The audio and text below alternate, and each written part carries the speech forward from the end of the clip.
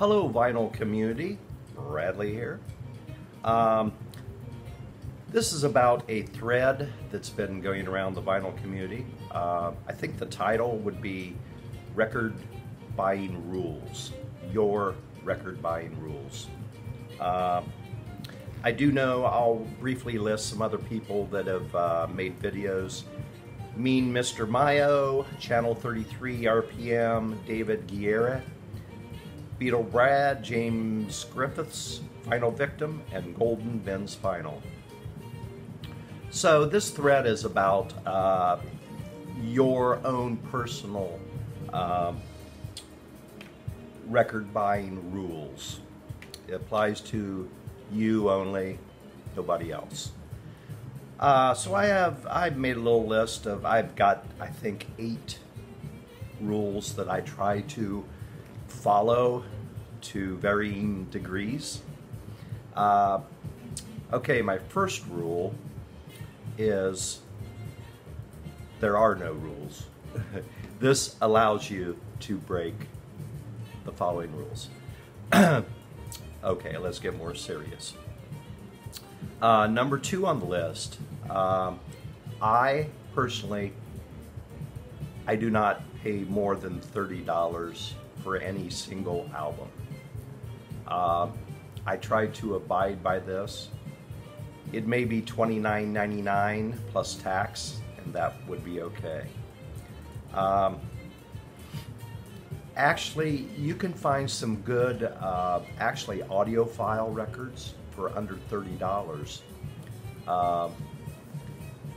There are some MoFi records available that has great quality for less than $30 or around $30. The ORG label, they have several jazz and rock reissues, remastered, pressed, I think mostly at Palace in Germany. They are excellent recordings. Music Matters and all that stuff, I have a hard time coughing up $50, and that price will go up as the quantity available goes down. So you might end up $80, $90. Not going to happen with me. Okay, number 3, the third rule. When I buy records at record stores, personally I shop on off hours. I'm retired, so I can do that. I hate people crowding me, elbowing me in the next bin and all that stuff. Plus, when you go in the off hours, you can strike up a very good conversation with the record store owner or manager. Most of them are more than willing to engage in a good conversation about music and records. So it's great. My 4th rule is no duplicate albums. I come from the point of view, the record, if it's used, it better be damn good, like VG++, very, very minor flaws or noise on the record. Yes, it will cost you more. Say you pay whatever, say $25. Well, let's make it a little less. Say $22 for a used album in fantastic shape. Well, you can buy a kind of a very good album for whatever, $14. Well, eventually you're probably going to end up buying a better version of that album you already have. So the total cost, no duplicates for me. Number 5, uh, when you're buying records, with the technology available nowadays with the internet, I do my homework. Um, you can go on all the sites, Amazon, Best Buy, iTunes, and listen to snippets of these albums. So if you do that, there's no excuse for buying an album and later saying, well, that's not what I expected. I mean, you can check all this out, even used albums. Okay, my number 6 rule. I try not to be a completist. Of course, you like certain artists better than others. I tend to really like Dexter Gordon, and so I have a lot of his stuff. I do have probably 2 complete sets. It'd be The Clash, and on CD it would be Ben Queller. I always like his stuff, so I think I have everything he's ever done. But generally, no. Even Beatles, I love the Beatles. I used to have probably 75% of their albums, which I got rid of. But no, I don't want them all, you know. Okay, number 7 rule. Do not subscribe to record services where they send albums to you. For a lot of people, that's fine, you know.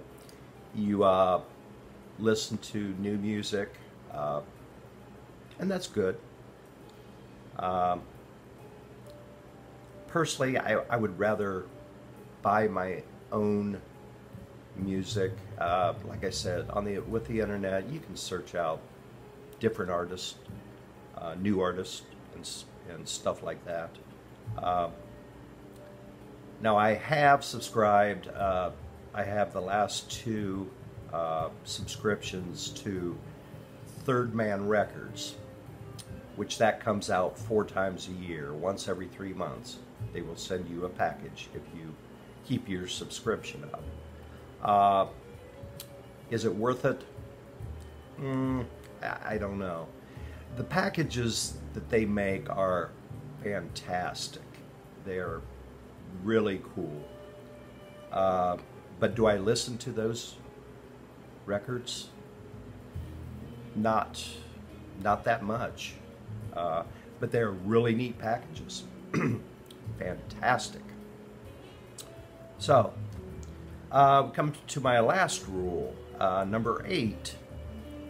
I buy a lot of jazz, so a lot of the jazz, the copyright has run out, especially in the EU. Not in the United States yet. That goes for, I don't know, 50 or 60 years, maybe 60 years. But in the EU, I believe it's, I'm not sure, 50 years, or maybe less than that, where people can start, it's more or less public domain. And there's a lot of that in the jazz world, because there's a lot of older jazz recordings. I try to stay away from these record labels.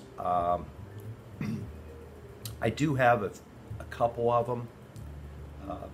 A couple of them I bought by mistake because I didn't realize they were those labels.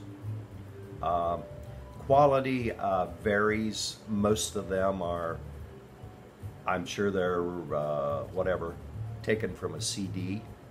And some of the sound quality is very good. They're new records. I have another one that it's not good. But I try to stay with at least the original labels, the reissues, because on those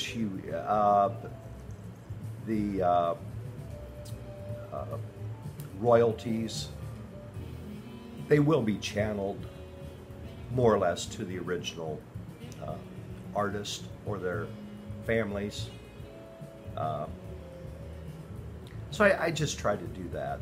It's you know, it's only right. So those are my 8 rules for buying records, and that applies only to me. So let me hear your record buying rules. It'll be interesting. This is Bradley. I will catch you later. So long.